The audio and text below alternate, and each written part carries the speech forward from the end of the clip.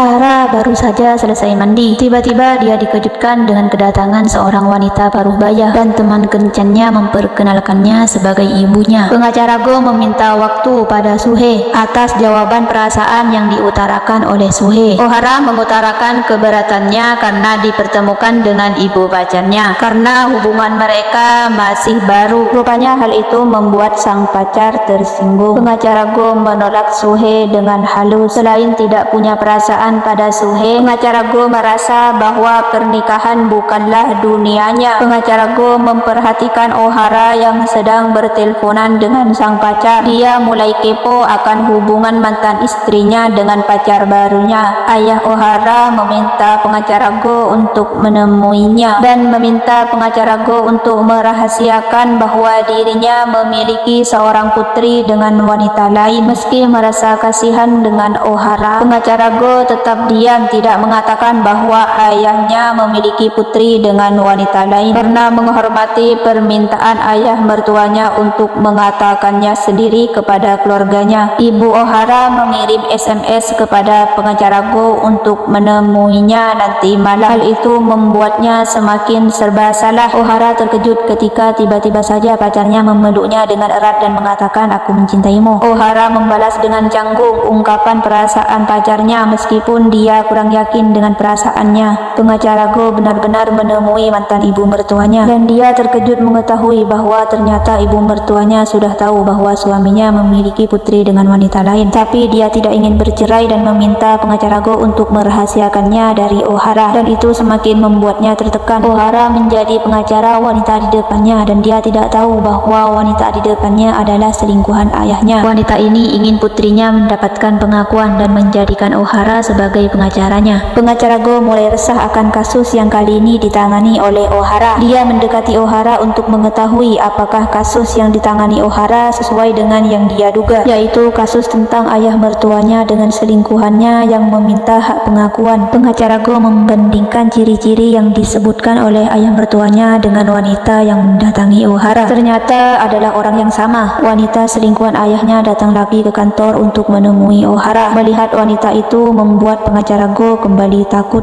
kalau semuanya terbongkar dan hal itu akan menyakiti Ohara. Kepada Ohara, wanita itu mengaku bahwa pria yang menjadi ayah putrinya mengancamnya, tapi Ohara menenangkannya dan memberi saran dalam menghadapi ancaman itu. Pengacara Go mencuri dengar percakapan Ohara dengan selingkuhan ayahnya dan dia cukup lega karena Ohara masih belum tahu faktanya. Ohara merasa curiga karena pengacara Go sangat kepo pada kasusnya kali ini dan terus menanyakan saran apa yang Ohara berikan pada wanita itu. Pengacara Go bernapas lega ketika Ohara mengatakan bahwa dia memberi saran untuk melupakan pria itu dan hidup bahagia. Ayah Ohara keluar dari ruangannya dengan marah. Dia berjalan tergesa hendak menghampiri selingkuhannya yang kini sudah berada di basement. Wanita ini hendak meninggalkan parkiran ketika tiba-tiba seorang pria mendatanginya dan mencekal tangannya sehingga mereka saling tarik-menarik yang menyebabkan sang wanita jatuh terjerambat sehingga isi tasnya berceceran.